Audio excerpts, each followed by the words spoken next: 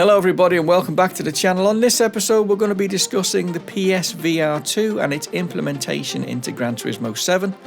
It's obviously a hot topic, PSVR 2 that is, and not so much on the Gran Turismo side of it, but if it was integrated into Gran Turismo 7, oh my lord, it would give the game a much needed boost that it needs, because at the moment PD are nailing its coffin lid on with its faults and its issues, but we'll get back to that in a second. Sony have absolutely gone balls deep on this one to make sure that the PSVR 2 is an absolute success. They've ram-packed with technology that's up there with the best VR units out there at the moment, which can only give it the best chance when it comes to releasing it in February next year. So on that front, if Gran Turismo was to fully implement all of the tech of the VR, we would have one hell of a virtual reality game and a sim racing game at that Sony needs.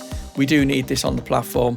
It would make the immersion of Gran Turismo 7 so much better. On that front, you're probably wondering, well, the title, Cliff, come on, you must have some information. Well, I absolutely don't have any information at all. This is a purely gut feeling, and I thought I'd report it because normally when I get gut feelings, they normally turn out to be correct, but I just haven't moved on it, so I've not done any videos on them, and I feel a bit stupid that I hadn't.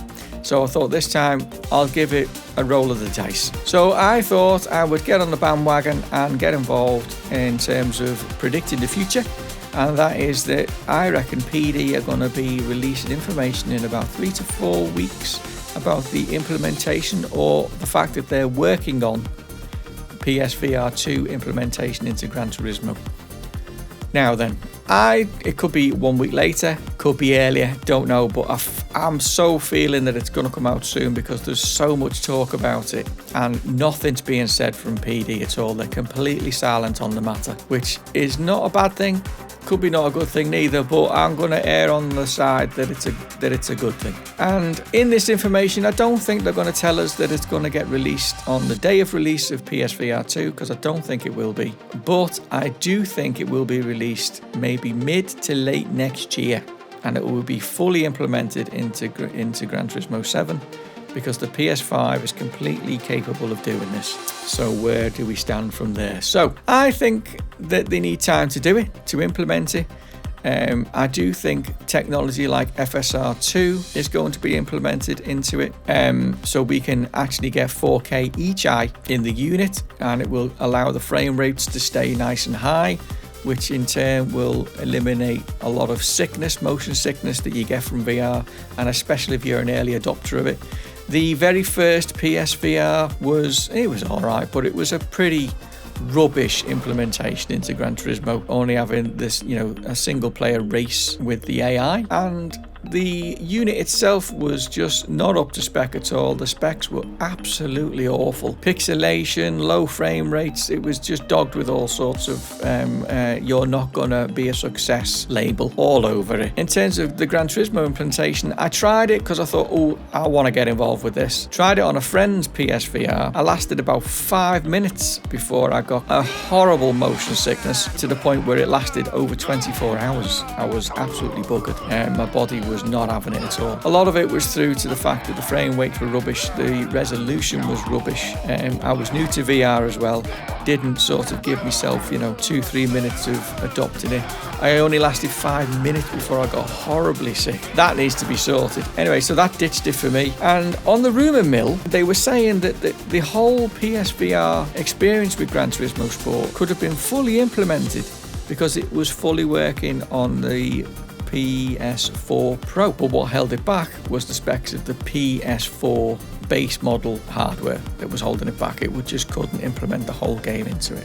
This could be true, could be not true, but that was the rumour mill at the time. We don't necessarily have the same issue with the PS5. There's more than enough horsepower to run it, and the new horsepower in the new PSVR 2 goggles and headset is well up to speed, so we should be on a run, hit the ground running, and have an absolutely amazing experience in VR with PSVR 2, no matter whether it's Gran Turismo or any other game for that matter. I'm going to round the vid up by saying watch, mark my words, comment in the comments, about whether you think something's going to happen with an announcement very soon, or whether they're just not going to announce it at all till after it's released. I cannot see that happening. I think there's too much hype on this. If it was implemented into this, it would be amazing. Plus, PD need to be the first people to implement this into a driving sim, especially for the console thing. If someone like Assessor Corsair gets onto it and they release something on release date, oh my god, it's going to be such a punch in the nuts for PD and for Gran Turismo and all of us who are massive fans of the Gran Turismo franchise. So not looking forward at all to this. So yes, to conclude the video, please like and subscribe to the channel as we're trying to build to 1,000 subs so we can get monetized and we can maybe earn some lolly from this little number. We've got a few things coming to the channel, reviews. I'm not going to tell you what they are just yet, but they'll come up, don't worry.